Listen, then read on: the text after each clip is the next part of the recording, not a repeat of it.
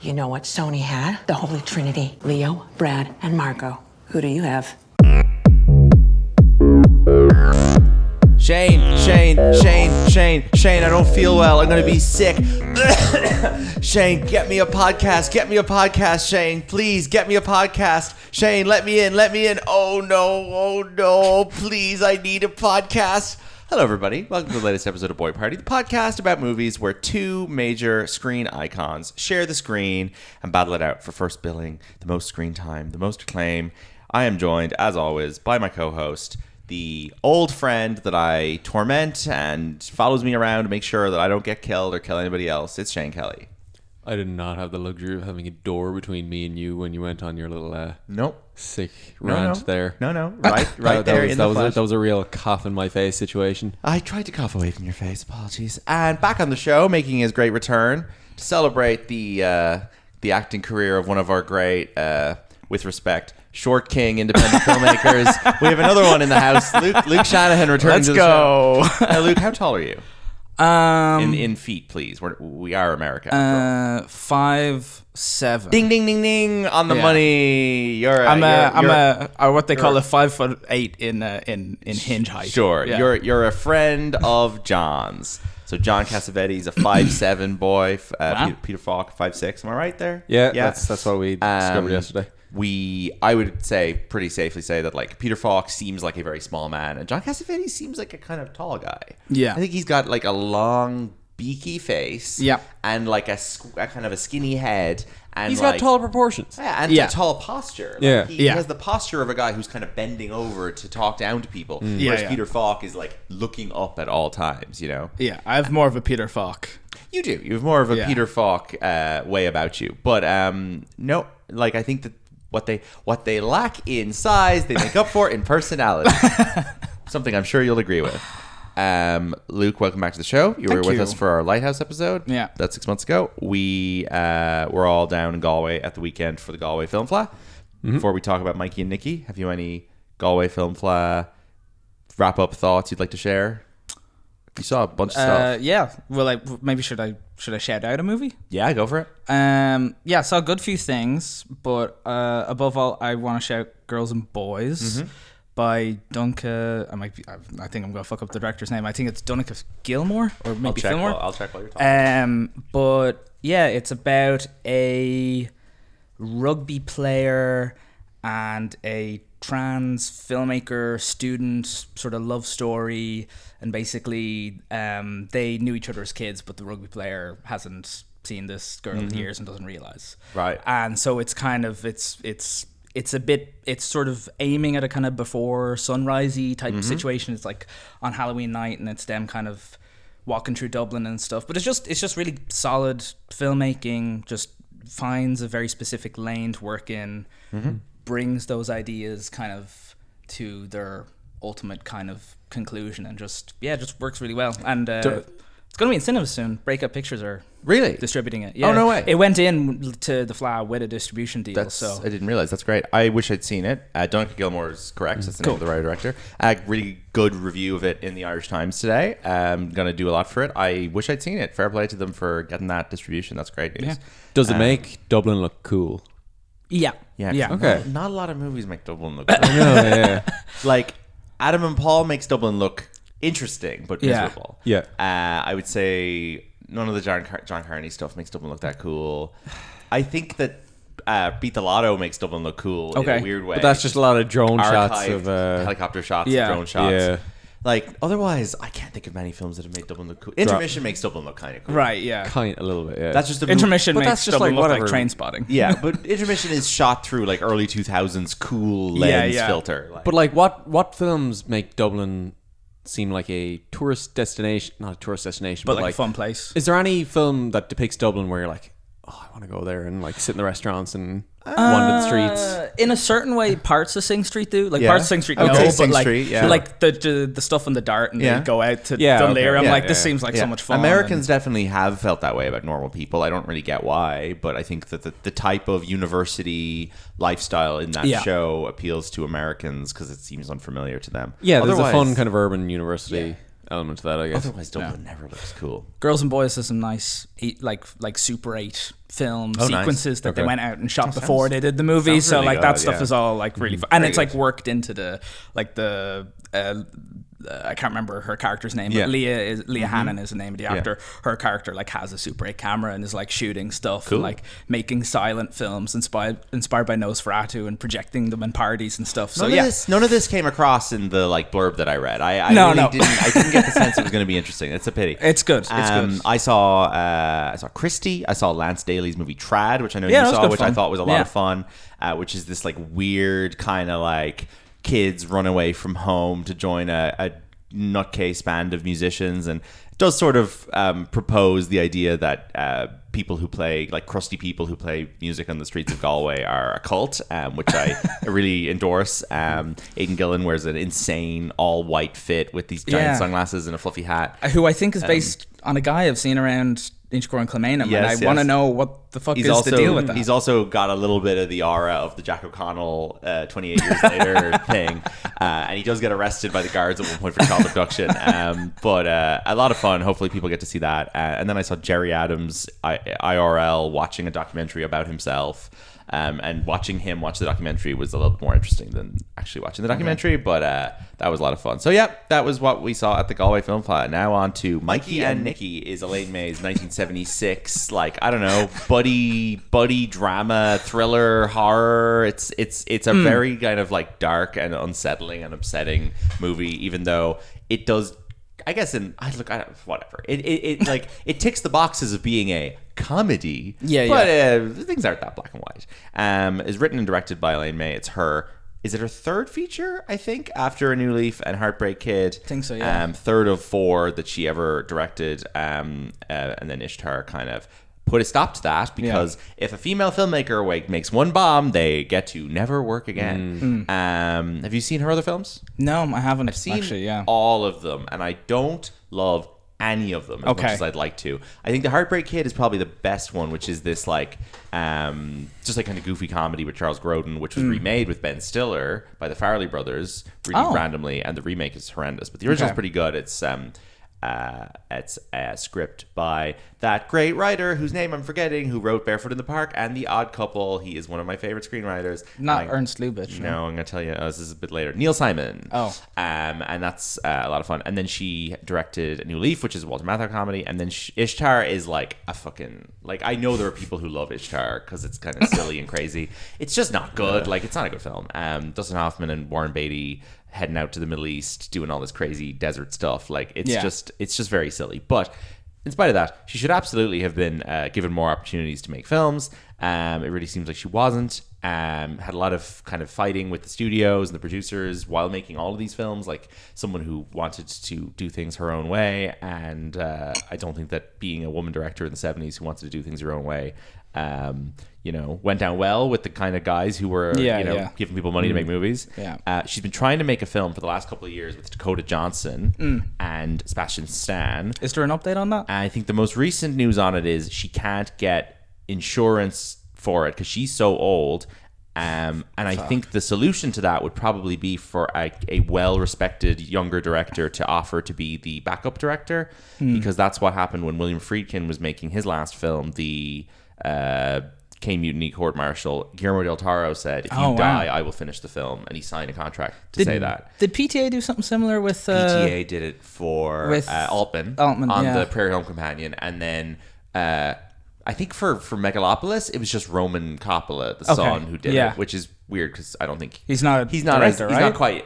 He's more of a producer. He's more of a writer producer, but he has directed. But he wouldn't exactly be a Del Toro PTA level competent guy to finish your movie. But anyway, why? Surely, like there are people lining up who want to do that for Elaine May. I don't know. Like surely even like not to like force the job onto another woman director, but surely a Greta Gerwig type would idolize her and want to do that. Because realistically, you're probably not going to have to actually do any work. Like, it's just if she dies, you'll finish the movie. Or Celine Song or somebody like that. It'd be nice if it was a woman. It doesn't have to be. Let Dakota Johnson do it herself. Yeah, let's go with Johnson do it herself. But anyway, the crazy thing is, I said this to Shane, Elaine May gave birth to her daughter, Jeannie Berlin, who is so young, who was in Succession and a bunch of stuff. She's a great actress. She's in Margaret. She's in The Night Of. she gave birth to her so young that Jeannie Berlin and Elaine May basically now look the exact same age. They both present. I think they're as 90 and 75. 90 and 75. Wow. And when you get to 90 and 75, it's really hard to tell what age you are. So like I see them in things, and I'm like, Jeannie Berlin looks like she could be 82, and Elaine May looks like she could be 80. Like it's That's really hard to tell who's the mother and who's the daughter, which is kind of nuts. But they're both, still working in theory. So I'd love to see that new movie. But as for now, it's just this nice quartet of films, and Mikey and Nicky is probably the one with the most kind of avid public adoration, I guess. Yeah. So when did you first see this, and what's your relationship with it? I think there were like actually during lockdown in like 2020 or maybe 2021, I was just watching like a film every night, and that's when I encountered Mikey Nicky. I hadn't seen John Cassavetes in anything. The extent of my Peter Falk kind of watching was just like his cameo in The Princess Bride. Oh, crazy. But I think what made me connect with the film was that I was either in the midst of shortly after a kind of friendship breakup with a kind of bit of a live wire guy who was very paranoid and needed would look to you for a lot of kind of emotional support, but then kind of like in the same instance be like really kind of like horrible. And so I was like, oh man, this sucks. But yeah. There are a lot of Irish men like these guys. Yes. I think this film resonates in Ireland more than it does anywhere else. I think that like the like, and I'm so bad for generalizing, but like middle-aged Irish men who are like heavy drinkers and live a certain kind of lifestyle behave this way towards their friends. Like this is like shares a lot of the these characters share a lot of the issues that I have with straight Irish men of a certain age, I think. I actually have incredibly little experience in any sort of relationship that resembles this one. You've been lucky. I guess so. Do you have? You've only been friends with normal people like me. Yeah, but you're like not a drunk, so kind of. No, I'm not saying I'm but like do you this. have? I think what makes the dynamic so universal is it's like it gets at that weird thing about male friendships where men will stay friends with each other purely because of how long they've been in each other's lives, not necessarily because they even work as friends anymore. Yeah. So I don't know. No, that's the stuff that makes me. I actually like. I don't think I have any friendships like that. Yeah. I think I've been friends with people who have been like Nicky. Yeah. But I think Shane's been maybe a bit more fortunate than me, and he hasn't run into those situations. And his oldest friends are kind of like me and the boys, who are not really like this. I guess, but I don't. I've had weird, distinct points in my life where I just move on to the next. Sure. thing. Yeah. Like I feel like I had all my primary school friends, then I went to secondary school and they kind of like immediately dropped off. Yes. And well, same. Then nobody's really following you around. I can't continue this conversation without Yes, it's admitting fine. that I've never met a male friend before. Yeah, exactly. yeah. I don't have any friends. That's acceptable. Maybe I'm the Mikey. Maybe you're the Nicky. Yeah. So Mikey is Falk. Nicky is Cassavetes. Yeah. Those names work. Mikey is a name for a small guy with an M. Because it's just shit that sounds right in my brain. This is like Kiki Boo Boo stuff. Yeah, you know, like is the dress blue or white? Gold? Yeah. So for the record, it's gold. It's blue. So there's weirdly like. Sorry, I'm going off in different directions here, but there's a few different cinematographers credited for this. Okay. Bernie Abrahamson, cinematographer. Victor J. Kemper, cinematographer. Jack Cooperman, cinematographer, driving sequences. Jerry File, cinematographer, additional cinematography. Oh my God. And then one of the Lucians that my parents swear I was actually named after, Lucian Ballard, is listed as cinematographer end sequence. This is definitely the first time we're ever talking about a Lucian Ballard film on this podcast. Crazy. So there's literally only like 2 or 3 real life Lucians that they will actually admit they kind of took inspiration from when they named me.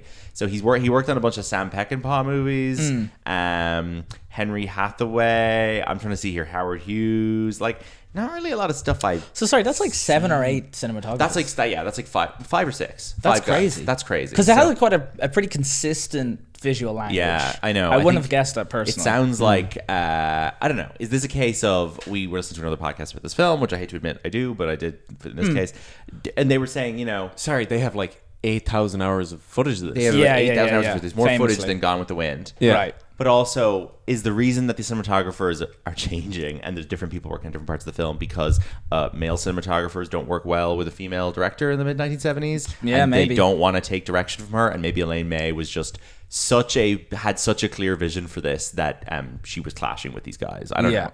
Maybe it was just that there was so much footage in the production. Yeah, but there was also mentioned on that same podcast that run out of she would have a tendency to just keep going, keep shooting. Even if there was no film, she'd let the actors go at it. She would. Yeah, she wouldn't call cut even when the camera stopped rolling. Yeah, Yeah, she just wanted to see what would develop. What would develop. Which that to me is like you just hired guys that you're a fan of, and you just want to go on a play date with them. At a certain point, you're not making a movie. You just want to like do a social experiment. But also, maybe that's not a bad way to make a movie. No, maybe just not. put two great actors in a room and But see it what happens. might be the best way to retain cinematographers for a long time. Yeah, true. yeah. So- I think in my case, I do think this film suffers from. I'm in the minority and not loving this, but I think it suffers from being a little too shaggy. And I think Cassavetes' own films, while probably more of a tough watch than this, largely, are at least a bit more broad in their scope. Like I think this film's really lacking in a Gina Rowlands performance or a female character of that complexity.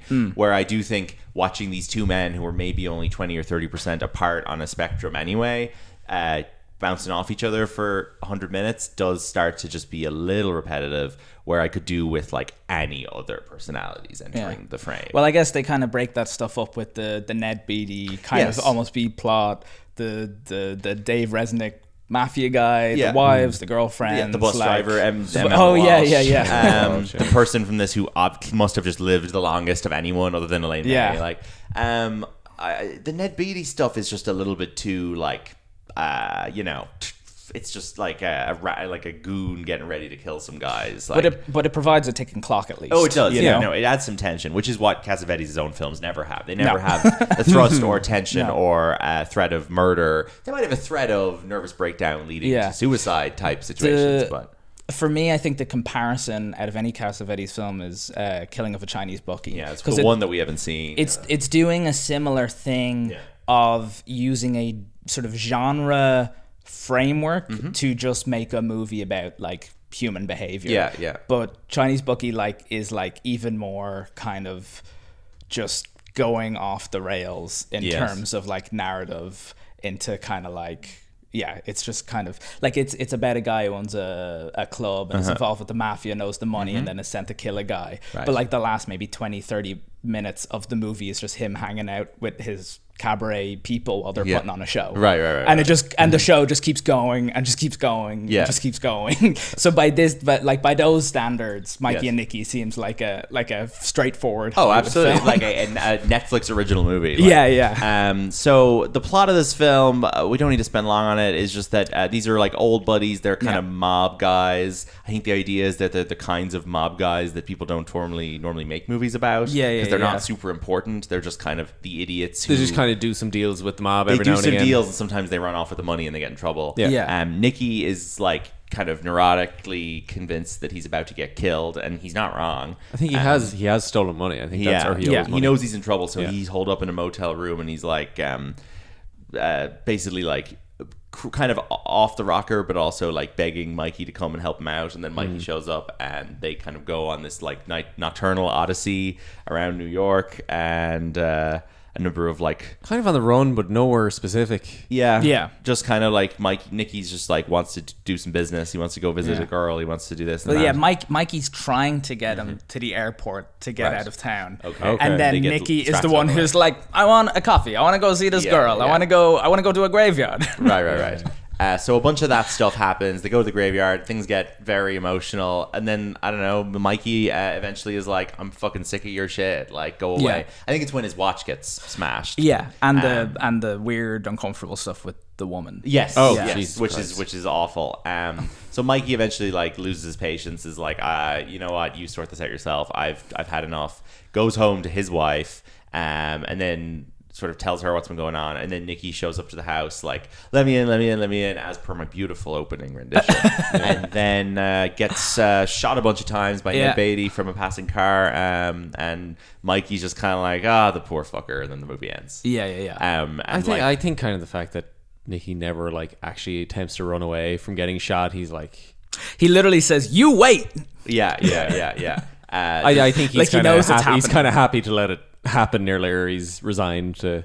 It's amazing fact how that his time is done. the ending of the film became such a big part of their marketing, where the poster has all these quotes on it. The quotes are, "One of the 10 best American films of the decade. The last sequence is one of the most harrowing images that modern American film has given us." Another one goes, "A compelling experience that builds to a shattering, unforgettable conclusion." So people are putting a lot of attention there on the ending being this thrilling, shocking ending. Yeah. And like, I kind of get it. I think the ending is the only part of this film that really sticks with me. Like, That's fair. I think it's a lot of preamble to a really upsetting and shocking final. Like, the screaming, banging on the door is so effectively horrible and upsetting, and him getting killed is such like, Jesus Christ. Like, I know by the 1976, people were probably used to new Hollywood films having shocking things happen at the end, but like, it's still odd for an American film with famous actors in it to have one of them just get horribly shot at the end. Yeah. Like, that's not how these things are meant to end.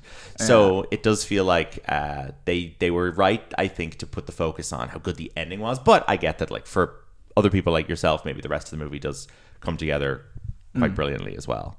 I don't dislike it. I just think it's like, I don't know. It's not like something I ever want to revisit. Fair enough. Nor do I feel... I think I would happily revisit. You would? it. This was my very first exposure to any Peter Falk and John Cassavetes. So I was Okay, like, yeah, I that's didn't interesting. have the kind of association with. Yes. These are cool guys that people like, and Sure. they have a history of working together and all this. Yeah. So now that I know them, like, we watched their Columbo episode last night. Yes, and we watched other. So we watched the Columbo episode that Cassavetes is the villain in. Oh, okay. And So- we watched the Dick Cavett interview as well. So like, yeah. which we'll get to in probably in a few minutes. But So we may as well talk about it now. Okay. So, Yeah. so Dick Cavett did the Criterion Closet last week, You're saying, yeah. and he pulls out Husbands off the shelf. Yeah. And he's like, "Oh, these fucking guys, they drove me crazy on my show." And we look it up, and it's Falk, Cassavetes, and Ben Gazzara are on Dick Cavett's show. they're which was- all absolutely blasted drunk. Now, Dick Cavett's show was sort of somewhere on a spectrum of like, Counterculture almost. well, it was like a late night American TV show that was trying to do something new. Yeah. So the closest thing you compare it to now is probably John Mulaney's Everybody's Okay, Live. okay. Like it was somewhere on the Or like- Conan of It was I like was the gonna fucking say, Conan yeah. O'Brien to Yeah. John Mulaney fucking spectrum. Adam Gotcha. Freeland show if you're. Yeah, it was Oh, like- I've seen it was bits a- of that. Yeah. Yeah, it's kind of like It was that. also like a bit of a podcast kind of Mark Maron vibe. I'd yeah, say. yeah. But Or it's very casual, and Dick Cavett's like sitting He's in the in middle. the middle. Yeah, which I've is seen unusual. some clips Yeah. of like. so Dick Cavett's yeah. in his chair, kind of swinging from side to side. It's a fun show, but he had like Jean-Luc Godard on that show and Yeah. everything. Yeah, yeah. So There's a famous Scorsese De Palma interview as well. Yes. Like he was yeah. a cinephile. Like there's a reason they had him in Criterion. So the guys are anyway. Just there's no real conclusion to the story, but the guys are just fucking messing with him. And who's the one who's the least drunk? I don't. One know. of them seems a bit frustrated with the other two for how bad they're being. It's not Peter Falk. Maybe it's Gazzara who's the It one might who's be. kind of. But he takes his shoes off and Oh, stuff. he's then the one after who all. takes his shoes off. Yeah. Oh, they're all just misbehaving so much. Yeah. No, they all seem to kind of take turns. Yes, they where do. one of them will start messing, the other two will like, stop that. Yeah. Oh, it's ridiculous. But it's a perfect bit of marketing for husbands. Like yeah. it's the equivalent of like when Anchorman is coming out and Will Ferrell goes on Conan in character as Ron Burgundy and takes Yeah. the piss. Is when Husbands is out. Jesus. You have those three men just irritating somebody for 25 minutes. You're like, yes, this is great promotion for Husbands. Husbands is such a bleak film. Husbands is a tough one to get through. I made the very bad mistake of the first time I was at my fiance's parents' house, like meeting them for the first time. I was like, oh shit, we got American movie. There's like different choices. And I'd seen some Cassavetes, didn't know anything about Husbands, turned that on, and I have not heard the end of it. It was just a It's- little love affair. It was just a little love affair. If you've seen Husbands, you know what I'm referencing. I actually don't. I've clearly memory hold that one. there's I don't like- even remember. There's like a half hour of that film where they torment a woman to keep singing this fucking song this over and over again. Okay, this is around the table, and it's like really dark. It Yeah. was just a little love affair. It just keeps over and over again. Husbands is a fucking nightmare. But I Yeah. thought it was all right. Yeah, fine. yeah. It's like the kind of film where it's incredibly bleak, and there are moments where you feel like it's like nervous laughter. You're laughing against your own will or something. I think we've seen like alternating Cassavetes films. So Yeah. I've seen. I think we've both seen Women Under the Influence, which is great, which is definitely the best one. I think. No? Yeah. You think what you prefer? I don't know. I maybe like Opening Night more. Have you seen? No. Okay, So, it's good. so Opening Night and Chinese Bookie are the two that you've seen that I haven't seen. Yeah. Woman Under the Influence, I think I watched it on a plane, which was just nuts. Yeah. Because it's such a fucking absolute like wave of terror. Is this on your and San anxiety. Francisco flight? Yeah. Oh, wow. It's what, like, so Gina Davis is like basically needs to be institutionalized. Yeah. And Peter Falk has to mind the kids, and she kind of goes away, and then she comes back, and there's like a party where everyone's like pretending that everything's normal. And she's just getting more and more worked up about it, about how everyone's behaving. And it feels like really amazing. progressive for its time, because it feels like someone making a movie about maybe like borderline personality disorder or something without the language to describe that, but somehow being able to insightful depict what that experience is like and how that affects the people around them. Yeah. No, it's great. I mean, it's great. Like, nobody else was making films in the 70s about women's mental illness. Then Love Streams is like, which I haven't seen. The last one? That's his last It's film. technically the last one, and there's one after that made that Big Trouble after that, which is like a studio film. And people don't really count it. And I watched Love Streams. It's a lot of the stuff that's in Husbands and in the other ones, but it's him and Gina playing brother and sister, which is interesting. It's interesting when like real life couple play siblings. So it kind of is a film of two halves because it's going back and forth between the two of them. There's the section of it that kind of stuck with me the most is when he is like going out drinking until he's minding his son. He's like divorced. He's minding his young son, and he's like, "Now I'm going out tonight. I'm going to meet ladies, and you're not allowed to get mad at me when I come back late. You're not allowed to get upset." And then he comes back really late, and then the son's like, "Where were you?" And he's like, "You promised you wouldn't get mad at me. You promised you wouldn't get upset with me." And the boy's so upset. Oh, and I thought I was gonna get sick. It's like the most overused. Well, maybe just in my own lexicon, it's the most overused any like thing that I say. But there is like a fucking Tim Robinson quality to these movies. A little bit, yeah. There is like a human behavior turned up to 11, reaching absurdity thing. It's just people who are like really, really have run out of patience with the world around them, I think, in a certain way, where they want to just do things their way, and it's upsetting in many cases. I've also seen Minnie and Moskovitz, which is really good, which is Gina and Seymour Cassell, and like he's working at a parking lot, and she's like I don't know. I saw it about 4 years ago. I liked it at the time, and then I've seen one of his early studio films, which we talked about recently on this podcast, which is A Child Is Waiting, where Judy Garland and Burt Lancaster are working at a home for mentally impaired children, and that film is just like it's not a John Cassavetes film necessarily. It's a film that John Cassavetes was hired to direct. Right. That is a needlessly miserable and upsetting film about children screaming, "I want my parents, I want my parents," and Burt Lancaster being like, "Their parents are never coming back. Their parents hate them because they're not normal." And it's just like, fucking Jesus, horrible film. I haven't seen Shadows, I haven't seen Faces, and I haven't seen Gloria. Gloria's fine. I intend to watch them all. Gloria is similar thing of like it's like Cassavetes doing a traditional studio film. Sure. He's a personality that my parents absolutely idolize. Yeah. And when I was growing up, there was a big picture, a big print on the wall of our house of him making all these different faces. So it was like 12 boxes of Cassavetes. Like the Carnage poster. Yes, it's like the Carnage poster. So Cassavetes being like, he's doing happy. He's doing, who's behind me? Oh, yeah. Gun to his head? I cannot, for the life of me, find this online. I don't know who photographed it or what it is or where it came from. I can't find it anywhere. I was looking up. The problem is, if you Google John Cassavetes faces, there's a fucking movie. So the SEO is fucked. I can't find it. I'm gonna dig it out in my parents' house and do like a reverse Google search because it's a really fun little thing. It wouldn't have been a cover for a book or an interview or something. A magazine thing. Maybe. I'll look into it. But he looked in those photos a bit like a guy that we knew in Galway. So I remember always thinking that was weird that they had it up on the wall. But they were like, "Oh my God, he's the best. He's so cool. He's so handsome. He's such a great face." Huh? Someone in your parents? Oh, no, a friend of my parents. But my parents always were like, "Cassavetes has got such a great face. We have him up on the wall of our house." And So I've known who he was my entire life, but never really seen him in anything until years later when we were in transition year, and our English teacher in transition year puts on this Richard Dreyfuss movie, which you'll hear us talk about on the last What About Bob episode whenever that gets released. Yeah. So, I shouldn't use the word lost. The secret episode we keep in our back pocket for one of us gets sick. That's the Doomsday Vault episode. That's the Doomsday Vault episode. That's the Doomsday Vault episode. Like, I have it scheduled for 3 years in the future. Right. Probably going to be the last episode we ever The release. nuke will go off, and then you'll hear us talk about Richard Dreyfuss. Yeah. And the nuke will be set off by Richard Dreyfuss, like the 48th president. So that's a movie where Richard Dreyfuss is a guy who's like, I want to assisted suicide or whatever because he's like a quadriplegic or something. And John Cassavetes is like the doctor that he's beefing with in the hospital. And I remember telling the English teacher, like, that's John Cassavetes, like assuming he'd be like, because this guy was like a cultured man who wrote books and stuff, this teacher. And I thought he'd be like, yes, John Cassavetes, obviously he was a director as well. And I remember him being like, I have no idea who that is.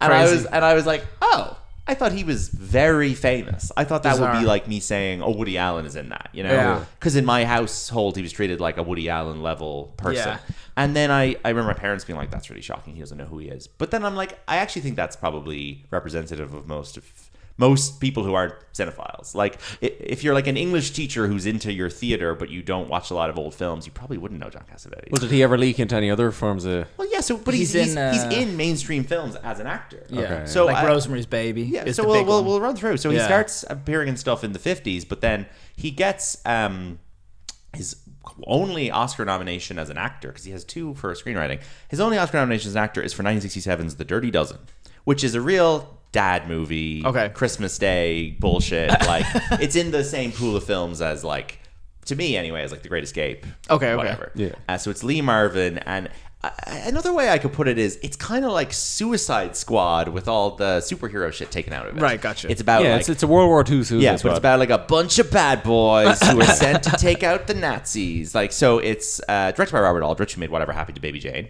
Okay. And it's got a bunch of boys in it: Lee Marvin, Charles Bronson, Ernest Borgnine, Mermaid Man himself, the world's greatest masturbator, George Kennedy, Telly Savalas from Kojak, Donald Sutherland, and John Cassavetes. And he's pretty young in it. And from clips I watch, haven't seen it, but I watched clips, he's playing the young kind of like real angry, wiry guy, and he's got a shaved head. He looks like John Bernthal. Oh, crazy. Yeah. And he's like, I'm so fucking mad, I'm gonna kill all of you, get out of my way. And Lee Marvin is like, buddy, you've got to calm down. And he's like, I can't calm down, I got so much energy in me. So he gets his best supporting actor nomination for that, which that's I think crazy. And that's what year? That is in 67. Oh, okay. So let's see who he loses to at the Oscars that year. So this is the 1967 Academy Awards. Best Supporting Actor this year. Oh boy, this is the Guess Who's Coming to Dinner year. We'll be talking about this on next week's episode. Very nice. All right, so Best Supporting Actor that year, we have got the winner, George Kennedy in Cool Hand Luke. So he's also in The Dirty Dozen. George Kennedy's a great actor. Have you seen Cool Hand Luke? I've seen Cool Hand Luke. Is this guy who loves Cool Hand Luke. Like, not initially, but then he's like, he's eating so many fucking eggs. He's the guy who looks like a fucking drawing of an evil rich guy. Like, he's like a big heavy guy with a big round head and big eyebrows. I think he's one of the prisoners, right? Yeah, I think I know him. He wins. Cassavetes nominated. Gene Hackman nominated for Bonnie and Clyde. I haven't seen Bonnie and Clyde. How much is Gene Hackman in Bonnie and Clyde? I haven't seen Bonnie and Clyde. It's weird. Yeah. And then Cecil Galloway in Guess Who's Coming to Dinner. I guess we'll find out who that is next week. And Michael J. Pollard in Bonnie and Clyde. God, they weren't really reaching far there. Oh, this is also the Barefoot in the Park year.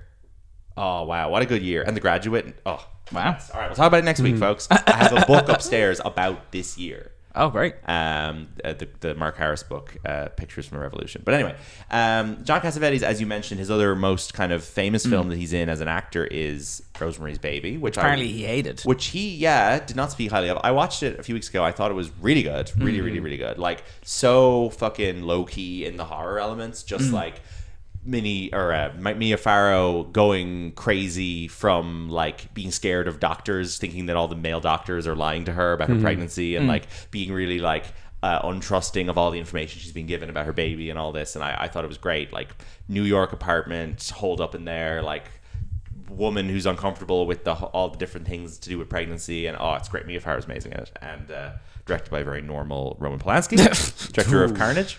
Yes, of course. Cassavetes is like kind of nothing in it. Like he's just playing the husband who's like, Right. oh, come on, you're fine. Like, I don't know, it could have kind of been anybody. Gotcha. Was he an actor only for a while, and then he got into directing? I or guess what's so. The, what's the order of? Well, yeah, his events there? earliest acting credits precede his directing credits. Okay. Yeah, but I mean, his approach to directing is obviously heavily inspired by his approach to acting, I guess, because his whole directing style is the weird way he's dealing with the actors and stuff. So, kind of semi-improvisational methods, I suppose. Although, I'm always confused by this because it feels so improvisational, and then whenever I hear people talking about Cassavetes, the kind of the thing in everyone's back pocket is like, oh, but actually it was actually really scripted. It just appears improvisational, which I find hard to believe when I watch those films. Mike Lee is a similar case where, like, yesterday we were doing an event with Brenda Blethyn, and she was talking about Mike Lee's method, and she was like, basically, he sits down with each of the actors individually, and he goes, start to think about your character's life from the moment that they were born. What was their relationship to their brother? Did they walk to school together at this age? Did they do this together at this age? And the actors aren't allowed to talk to the other actors about the backstory of the character. Yeah. And then they're putting a scene together, and he's like, how would your character react to this information in the scene? So there's like a Curb Your Enthusiasm method of So when they're put in this scene, are they just given a prompt, or are they given a I script? think they're given a prompt. Just a prompt. I think it depends, I'm sure, but I think in many scenes, Mike Lee goes, so in this scene, you're telling her that you dropped a thing of tomatoes on the street. How would you react to that based on the relationship your characters have had? But the relationship the characters have had only exists in the heads of the two actors. Yeah. So you've got these kind of different sensibilities and backstories clashing with each other. That's kind of how it is in real life. Nobody thinks the Well, same. that's what he's trying to do. He's trying to generate real life situations with actors by not where they have letting- asymmetric versions of where the actors are relationship, coming at the scene from totally different perspectives. There is a term for this in theater in sure terms of there that is, kind of yeah. authorship, but it's totally eluding Well, me yeah. right So now. something else I want to say, you're more into theater than either of us, clearly, and have like worked in it and such. So, do you think that maybe is part of why you find Mikey and Nicky more engaging than we do, because the scenes in it are maybe very theatrical? It is like a two-hander play, which I have a lot of time for. Yes. And I suppose, I think it is that kind of thing of like a movie like this works for you if you are into a type of story where action happens through dialogue. You know what I mean? I mean, like, look at the last movie I was on here for was The Lighthouse. You know, so there's like an overlap there, I think, in terms of True, the kind but I of would say The movie that Lighthouse is also this like crazy expressionist thing with For like, sure. birds and crazy dreams. For and sure. stuff. This movie could do with a bit of that, like a bit of Lynchian touch or something. it's something that isn't just these guys on the street shouting at each other. Like at a certain point, I have my limits when it comes to like limited number of actors, limited. I get scenes, you. I Yeah. think. Well, But- you've seen an Earth Colored Belly Laugh, so you know where my yeah, sure. but where I'm at. In I terms honestly of that think stuff. that Belly Laugh has more locations in it than Mikey and Nicky does potentially. Yeah, like, probably, actually. just about. Here's a movie John Cassavetes is in that sounds absolutely fucking sick. This is called 2 Minute Warning. 91,000. Now, this people. sounds like something that has a prompt. Yeah. A quick pace to it. This is the tagline. 91,000 people, 33 exit gates, one sniper.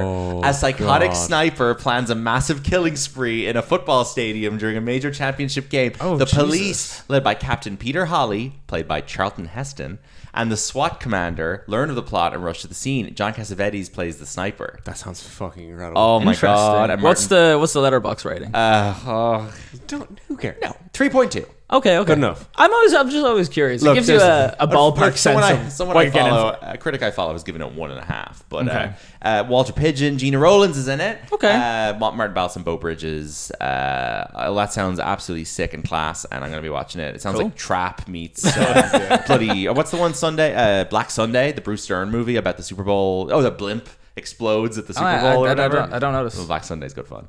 John Cassavetes, nothing else to say about him. Peter Falk is obviously Columbo. Yeah. And I was, again, being shown episodes of Columbo very young. So I feel like Peter Falk has always existed in my head as a guy who was like And I think maybe too much so, where now I can't watch him without thinking I'm watching an episode of Columbo. Oh, okay. I think he's never, for me, been able to break out of the Columbo thing because it's such... First of all, he does that show for fucking 35 years. Yeah. We were looking last night. So the first episode of Columbo is in the early 70s. That's the only one I've seen. And the last episode of Columbo is an episode from 2003 called Columbo Loves the Nightlife, where Matthew Rhys plays like a rave organizer in LA. And Columbo's like, well, I can't do a Peter Falk impression, but like, well, I do love the nightlife. Like, And like nuts. this is so incredibly 2003. It looks like Swordfish or Go or something. Yeah. It's so Are funny. they still shooting on film at that point? Or is it kind of like digital, think early so. digital video? It looks like an episode of 90210. Like, Crazy. So I only kind of learned what Columbo was this week. I knew it, but I thought it was just kind of run-of-the-mill detective show.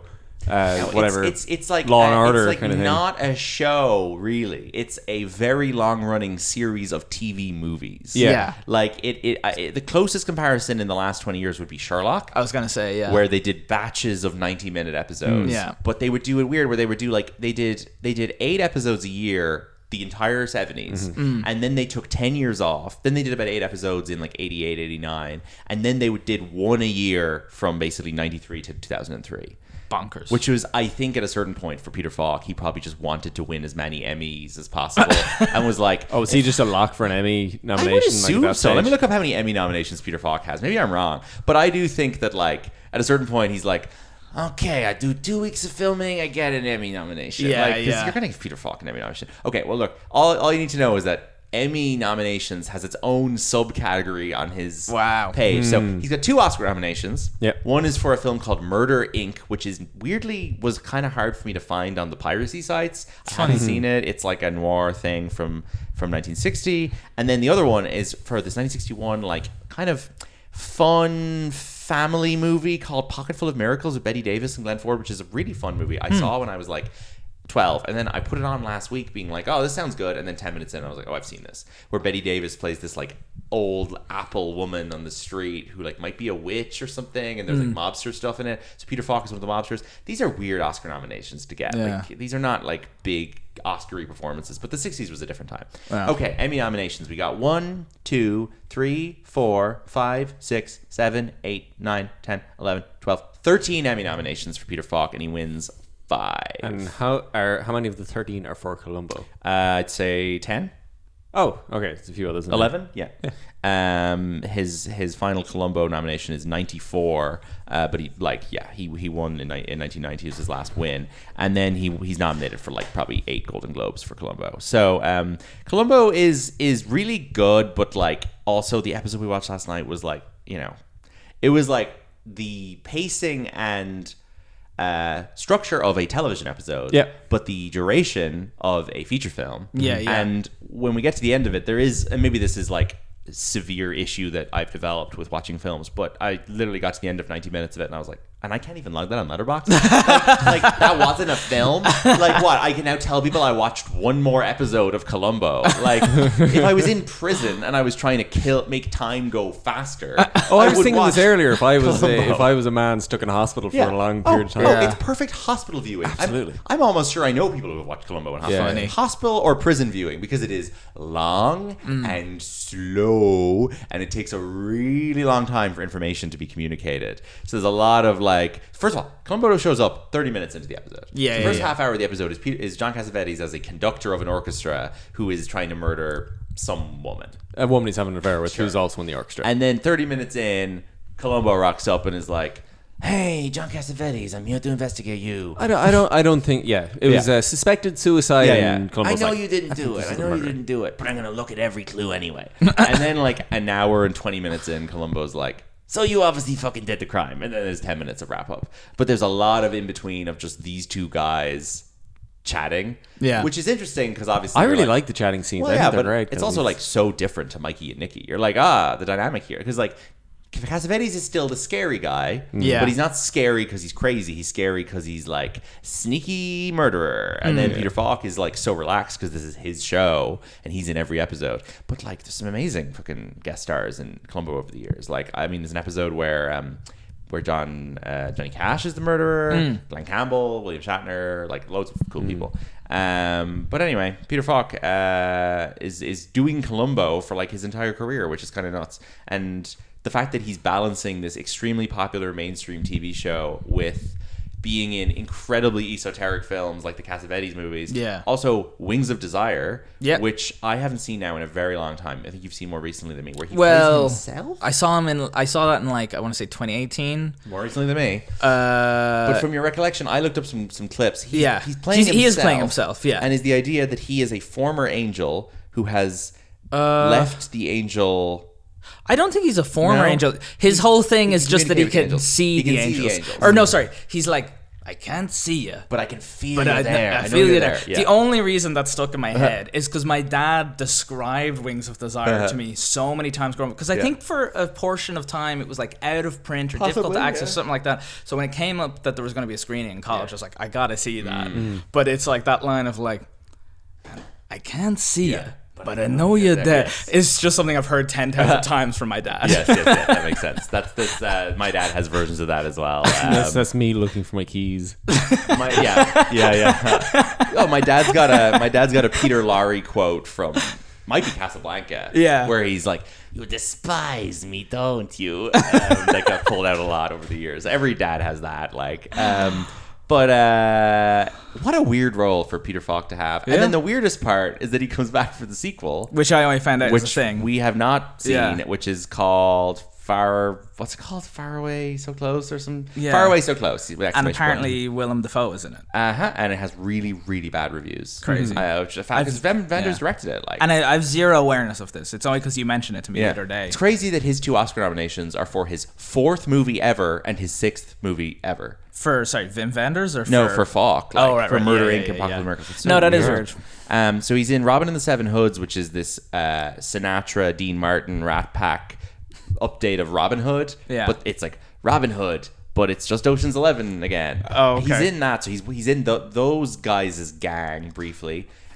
He's in a couple of Jack Lemmon movies, The Great Race and Love, L-U-V. If I'm right, is Elaine May the woman in that? She is. So Love is a 3-way Jack Lemmon, Peter Falk, Elaine May romantic comedy. Which That sounds good. I remember really liking when I was younger. I must rewatch it. Elaine May, we must say as well, is hilarious as an on-screen presence. Then I'm trying to see anything else here that's kind of worth noting. He's just in a lot of like murder mystery stuff, neo-noir stuff. Then there's kind of movies that just play on the Columbo persona, like The Cheap Detective. He's in a film with Alan Arkin called The In-Laws that is apparently very funny. When Alan Arkin died, people were raving about it. He's in The Great Muppet Caper. Princess Bride, as you mentioned, is probably what a lot of people know him best for. Yeah. He's the grandfather? He's the grandfather reading the story that you're watching. To what's his face, Mr. Little Zionist prick. Great. The guy from the fucking what's that show called that he's on? Not Happy Days, it's the other one. Fred something. I can't picture him as an adult. I can just see His name is Fred Savage. Okay. He is the star of the television series The Wonder Years. There you go. Thank you, Google. Then he's in The Player. Does he play himself in The Player? He does. He plays Nicolas Cage's dad in the movie Next, where I think he just mostly hangs out he's like a mechanic in Vegas. And Nicolas Cage is like, "Dad, I can see into the future." Nicolas Cage, it must be said, who stars in the remake of Wings of Desire. "Dad, I can see 2 minutes into the future." And Peter Falk was like, "Oh, great, that's fantastic." And then, of course, he plays Don Feinberg in the 2004 classic Shark Tale. Okay. Where he is just one of these old guys that they cast as one of the mobsters, like Crazy. Vincent Pastore and all these guys are in it. Scorsese. It's so insane that like Peter Falk was in a film with Jack Black, and Doug E. Doug. What a weird film. Shark Tale's so weird. Yeah. It's like it's Is Jack Black on Shark Tale? Jack Black is the shark. Oh. Will Smith is just colorful fish. What's weird Yeah, about- yeah, that's yeah. weird. Shark Tale is the most blatant example ever where you're like, oh, they had 2 ideas and they mashed them together. Yeah, There was yeah. the Goodfellas Scorsese parody mobster movie. Yeah. And then there is the sort of jive-talking, black-coded fish voiced by Will Smith, who does not fit in that gangster parody at all. And they just merge them into one film. So you just have like Will Smith doing this kind of like, working at the car wash thing, while Peter Falk and Scorsese are hanging around doing Yeah. Goodfellas bits with De Niro. Yeah. What a weird film. And Jack Black's also weird casting for like De Niro's kid. I'm realizing now the reason I don't remember Jack Black as the shark is because Will Smith looks like the fish. Yes. But Jack Black does not look No. like the De Niro shark. looks like a shark. De Niro looks like Who does the shark look like? De Niro's shark looks like himself. Oh, De Niro looks like De Niro. yeah, because he's got the spot. Who does the Jack Black shark look like? I guess Jack Black just doesn't have a sharky face. Does he look like there's somebody he looks like. I don't know. Who's like a guy with a round face and big teeth? Ned Beatty. Ned Beatty, yeah. Someone from the Sandler world. No, I don't know. It doesn't matter. Anyway, Shane and I recorded a podcast on Shark Tale years ago. You can Jeez, listen back I do to. not remember a single bit of that. We did it on the floor of my room in Glasnevin. I'm sure we did a big 2018. Peter Falk discussion. We probably did, yeah. But yeah, Peter Falk died in 2011, years after Cassavetes. And then Gina Rowlands only died last year. Yeah. Because she outlived Cassavetes then by 35, 40 years, like. He Yeah. died at the age of, I'm going to say 59. Oh, really? Yeah. Something like that. I Yeah, think he was liver a very stuff. heavy drinker, Yeah. which you'd never think from all the No, characters he you'd plays. never God, what an interesting character. Anyway, Yeah. so that's the boys of Mikey and Nicky. Have we anything else to say about these guys or this film?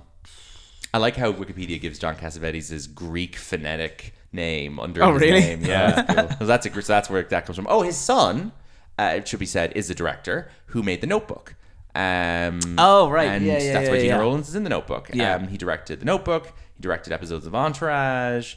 He directed like The Hangover. No, he didn't. I think his grandkids are doing stuff now as well. I think there's They don't look. Yeah, they might be. there's like a Zoe Cassavetes or something. I Weird. think now. The son doesn't look anything like him. Why does this? Oh, he wrote the dialogue for the Justin Timberlake "What Goes Around Comes Around" music video. Is there much That's dialogue bizarre. in that? Yeah, there is. Yeah, that video's like 10 minutes long. They stop at the middle and they do a bit of acting, like Yeah. Weird. especially the old acting. All right. Well, Mikey Nicky, great. Okay. Yeah. Letterboxd top 4 game. While we're doing this, you can pull Okay. up the highest grossing films Oh, of indeed. What year is it? 1976. 76. So I have got a person here with Mikey and Nicky in their top 4 in Letterboxd. The person's name is Little Zunanchi. Can't pronounce it. Lilxuanchi. Okay. And the bio is, I won't stop till I eat all the movies. This person seems kind of funny. Yeah. What are so actually? I'm curious. What are the other three? That's the game. You're gonna have to Oh, sorry. guess. That's the game. So Sorry. most recent review, F1 logged on the 8th of July. So this person is active. All right. Okay, favorite films. Mikey and Nicky's number 4 in the top 4. So number 1 is a very good 90s comedy with a major male star who we like and a female star who has now pivoted to another career. But don't focus on that. Shallow Hal. Interesting guess, but no. But yeah, I get why the other career thing with this is from '98. It's been turned into a musical, a stage musical. The Wedding Singer. Correct, The Wedding Singer. yeah. Adam and Drew, The Wedding Singer. Who directed The Wedding Singer? Frank Caracci, I'm assuming. One of the Sandler regulars, Frank Caracci. I think the Caracci ones are like on average better than the Dugan ones. Probably, yeah. Caracci did, Click, Wedding Singer. Oh, that's two good ones already. But then Dugan did Big Daddy, Jack and Jill. And then Billy Madison was actually a female director whose name I'm shamefully forgetting. Anyway. And weirdly, Dugan hasn't directed Happy Gilmore 2, which I don't understand. Anyway, number 2 on this list is my least favorite film by one of my favorite living directors, I would say. One of my least favorite. Yeah, probably my least favorite. Went to see this film feeling totally fine and left the cinema with a cold. Silence. No. Okay. Which is probably part of why I dislike it so much. What information can I give you about this that won't spoil it? Decade. Let me have a look. Costume design might be a good one to give a clue. Okay. No, actually it's not. Okay, music for this film was by Johnny Greenwood. Oh, okay. Phantom Thread. Phantom Thread. Ah. I desperately needs a rewatch by me. Interesting. Really, really disliked Phantom Thread when I saw it. I thought it was insufferable. And I didn't like the Day-Lewis performance. I didn't like the Vicky Creeps performance. Vicky Creeps, star of Recreation. Yes. Brian Gleeson. Recreation. Creation. It's 2 words with a hyphen. I didn't. It's an M dash. Do you remember Brian Gleeson? Put into ChatGPT. Yeah, ChatGPT. What if I was in 12 Angry Men? Imagine if it turned out that's what it was. I don't remember Brian Gleeson being in Phantom Thread. Weird. I actually haven't seen Phantom Thread. Oh, well, lucky you.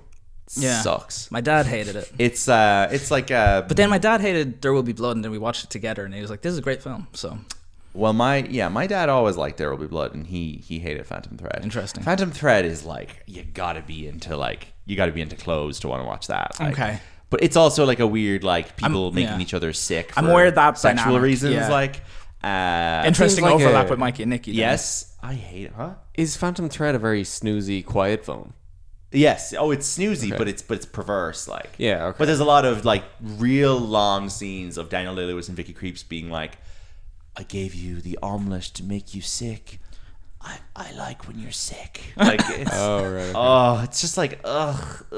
Yeah. I got sick watching it. What's I haven't seen The Wedding Singer. What's the dynamic between Drew Barrymore and Adam Sandler? I'm just curious. What's sorry. the through line here Is between he these four? hired to perform at her wedding? With No, I she don't- Does she? Yeah, I don't think that's the remember. whole thing. I was sick when I watched it. You might sense the trend here. That's the trend. Lucian's illness. I had the flu when I watched The Wedding Singer. I'm not joking. There's the very arrogant, annoying man who Drew Barrymore is about to marry, and Adam He's Sandler great in wants The Wedding to. Singer. Is, Okay. Is Alexis Arquette, the sister of Patricia and David, is fantastic in that, and Rosanna is great in that film. Christine Taylor, Ben Stiller's wife, third belt. I don't know. I don't remember anything about it, but it's good. funny. It's good. Wedding Singer's good. Yeah, I okay. guess Alan Okay, Crawford is okay. the shitty boyfriend. Probably. All right. Third on this top four. Fourth is Mikey Nicky. So one more. Third one is I don't know how to give clues of this that aren't just obvious. Great movie. It's from 1952, and I have it on Blu-ray over there, and it's really good.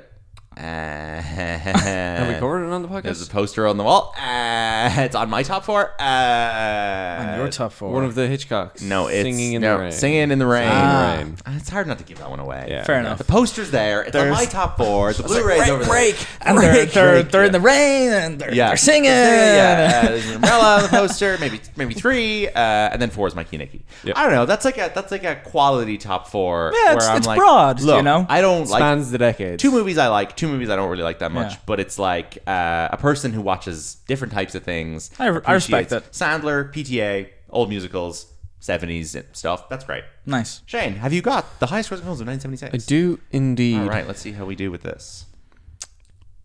This is a famous film. It's a famous film. Yeah, Oh, I like Godfather. This one has really it. like No. So stood the test. Godfathers are 71, 74. Oh, okay. We're in 76. So Okay. it's not Coppola.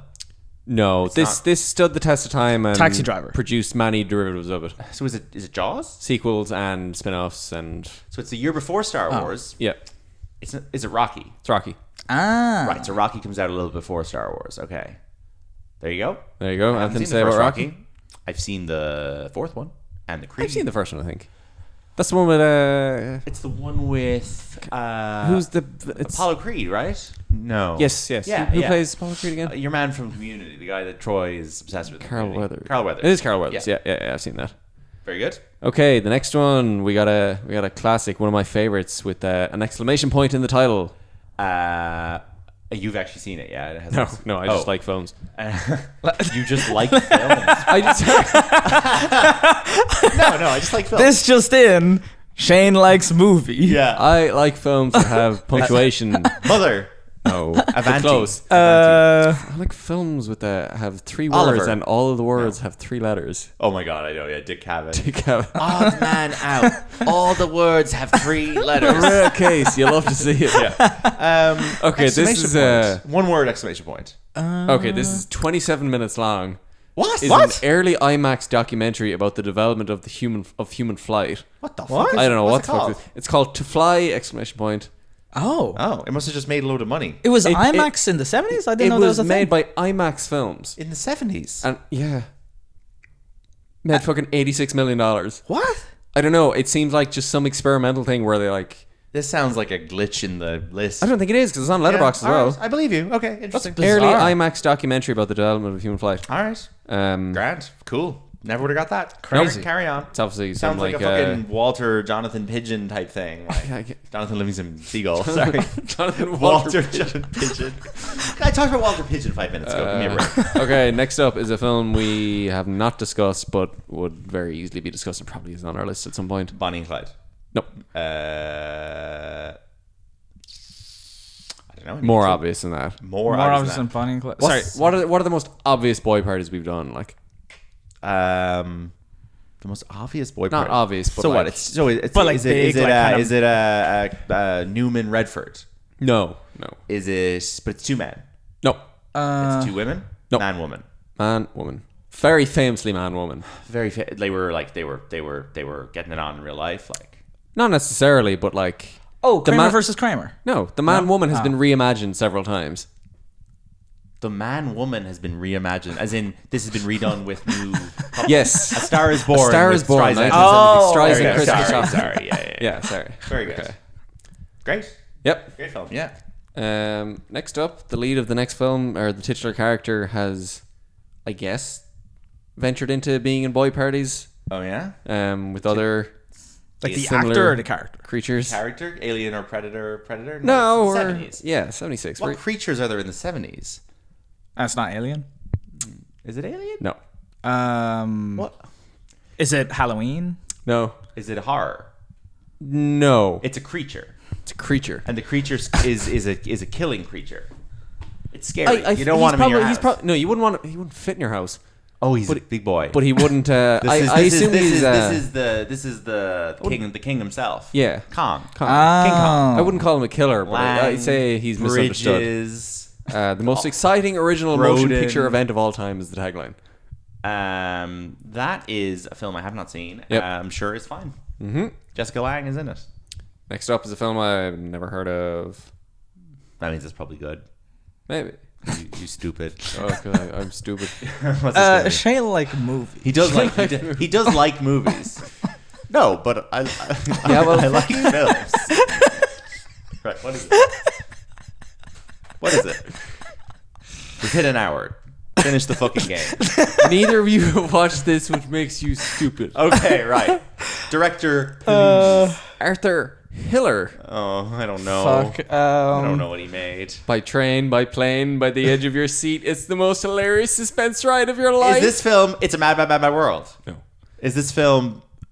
Oh, By train, by and it's not those Magnificent Men and their flying machines. Nope. That's 50s or 60s. Ned Beatty is fifth build. What the fuck? Oh, he's always doing It's shit. not the Great Race. Fourth build is Patrick McGoohan. Don't know who that is. Keep going. Is that up. the guy from The Prisoner? The show? It could very well be. Sure. Why not? Was the Third Prisoner- build is was the- Richard Pryor. Oh, Richard Pryor's in it. It's not Superman 3 or Superman 4. Second build is Jill Clayburgh. Don't know who that Don't is. know. Number one build is Gene Wilder. So it's a Wilder Pryor thing. Yeah. Stir Crazy. No. Blazing Saddles. I've seen Blazing Saddles. It's the half blind, half deaf. See no evil, hear no evil. Silver Streak. Fuck, it's the I've last never one. heard of this. No, I've heard of it. Idiot. It's one of those. It's one of those Gene Wilder, Richard Pryor movies I feel no urge to watch. I think Gene Wilder and Richard Pryor are one of the least appealing screen duos of all time. As someone who loves Gene Wilder in a lot of things, they're not funny when they're together. Blazing Saddles is like one of the worst films I've ever seen. Sure. People in their 50s get so fucking triggered when I say Blazing Saddles isn't funny.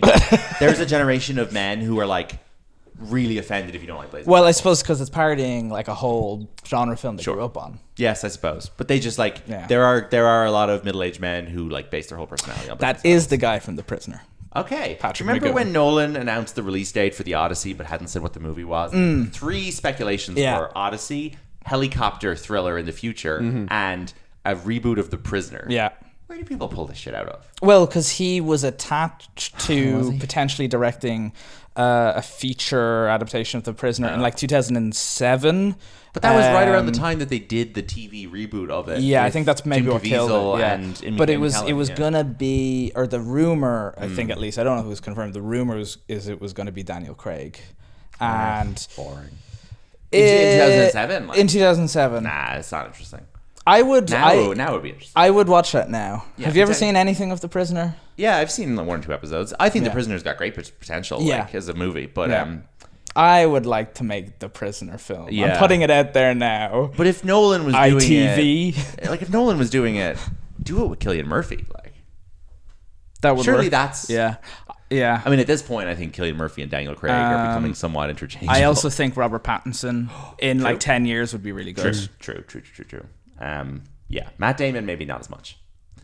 Yeah. You need other people from Matt Damon to talk You to. basically need someone who has a sense that like they've done something really fucked up and they're paying for that. John Cassavetes. Yeah. All right, next on the list. Let's wrap this up soon. Okay, we got a boy party here, I guess. Fucking boy parties. Yeah, this is the year of the boy party. Yeah. What have we got? Dusty Hoff and Robbie Red. This is the movie All the President's Men. Yeah. Yeah. Insanely not. Never mind. Say it. I just sorry. It just occurred to me that this is not the year that Bonnie and Clyde and Guess Who's Coming to Dinner and The Graduate came out. You were I got thinking about the confused thing from earlier. because I was talking about that from Right. earlier. Sorry. Sure. Haven't seen it. We'll definitely do it at some point. Rest of the top 10 is The Omen, The Enforcer, Midway, and The Bad News Bears. Yes, The Bad News Bears, which was randomly remade by Richard Linklater with Billy Bob Thornton in 2006. Crazy. Baseball movie. Taxi Driver and Network are both in this year. Yeah, they sound good. Network. Check those out. Our lowest listened episode ever. No way. It's on the bottom. It's down the bottom. Like Crazy. I don't get it. It's a really good episode. It's exactly great this film. time last year. Yeah. Oh, it's one of the best films. Really weird. Is it just that it doesn't have like staying Maybe power in the this- cultural zeitgeist the way like Taxi Driver I think does? Network or- actually does have staying power in the sense that like Aaron Sorkin's been ripping it off for years. Yeah. I think the issue is the actors in that movie don't have good SEO for podcasts. I guess. Nobody is looking up William Holden, Peter Finch, or Robert Duvall. Maybe Faye Dunaway a little bit, but the boys in that film are like barely movie stars. They're like Weird. good character actor guys. and they're like middle aged by Yeah. the time that film's getting made. So it's not like these are people who like they're not Robert De Niro's who are still around. People People are- know yeah, them. exactly. Is They're all- it too diluted by there being 4 of them that it becomes no one's kind of Well, that was just not a real. That's not a real boy party. That's the problem. main role? But like, actually, I would disagree. I think that movie is a boy party. I Yeah. think there's a. I Really, agree. It's absolutely Sorry, it I is. boy think there's a party. very clear debate there of who the main character It is. is, but I just think in Robert lasting, Duvall doesn't really belong, but the other 3 are like they are all the lead of that film. But like, Yeah. is that any of those 3's most iconic film? oh, it's Peter Finch's most iconic film. Yeah, of it course. I think 99% of people only know Peter Finch from from Network. Network, William Holden has like a few iconic films, and obviously hers is probably Bonnie and Clyde. Weirdly, she's the villain in Supergirl, the 70s Supergirl movie. Okay. Or 80s. Not That they made after the Christopher Reeves. They were like, we'll do Supergirl, which is like exactly what they're doing right now. Yeah, Supergirl coming And next year. Supergirl shows up at the end of Superman. So I've heard. Yeah. And she it Faye Dunaway? seems at No. very... See AI deep AI fake. Faye she Dunaway. shows up and she's doing like a Mikey Madison impression. It's very annoying. What? She's like, oh, I've been out drinking all night. Oh my God, I'm so hungover. That's literally the performance. It seems like it's going to make me so mad. Anyway, thank you so much for joining us again, Luke. Where can people buy a Belly Laugh hat? Bellylaugh.squarespace.com. I'm taking down the website at the end of the month because Okay. I am starting to lose money Yes. from that domain. Yes, like people Jesus. who get negative royalties checks for Yeah, books they've yeah. written, like- So please buy a hat before the Yes. end of July I mean, 2025. I guess if they still want a hat, they can just like send you money on. Yeah, No, exactly. he's PayPal, going to like- burn them all. You're gonna burn the Yeah, hats. yeah, yeah. They're full of asbestos. And Belly Laugh coming soon. Bailoff, hopefully coming soon. Coming soon? I would in an ideal world, maybe next summer in the follow- festival. Venice Film Festival 2024, Yeah, yeah, yeah. 2025. Belly Laugh Film on Instagram. Yeah, at There you Belly go. Laugh Film. Yeah. Wonderful. People stay tuned for updates. Mm-hmm. People can follow Yeah. you on Instagram. Your letterbox. my I feel like, letterbox is incognito. Yeah. People can follow your Instagram, Luke Shan Howdy Shan Man. Howdy Man, and we'll be A back. name that took me a while to figure out what I was saying. I don't. Yeah, I see Instagram. I'm like, I don't know what that is. Fine. I went through as a teenager. I went through a thing of like I would the 2 syllables and howdy. I would like filter through different things. So at like Halloween it'd be like Luke Shan Spooky Man. At right. you know all these kind of things. And then I kind of just settled on Howdy Man. Interesting. Yeah. Well, my first username on Twitter was HP Twinerd because I was a Harry Potter Twilight nerd. Oh, Jesus Christ. That's aged well. Yeah. Well, half of has. You know what? Half of it has really aged. Yeah. Stephanie Mayer, unproblematic. All right, thank you Yeah. for tuning in, everybody. We'll be back next week. I think we've kind of spoiled. We're going to be doing Guess Who's Coming to Dinner? Who is it? Spencer Tracy, Oh yeah. Katharine Hepburn. We guessed. No. No. And Sidney Poitier. What? He's coming to dinner? He's coming to dinner. Oh my god. Thank you so much. We'll be back soon. BoyPartyPod.com. Get home safe. Bye-bye. Bye.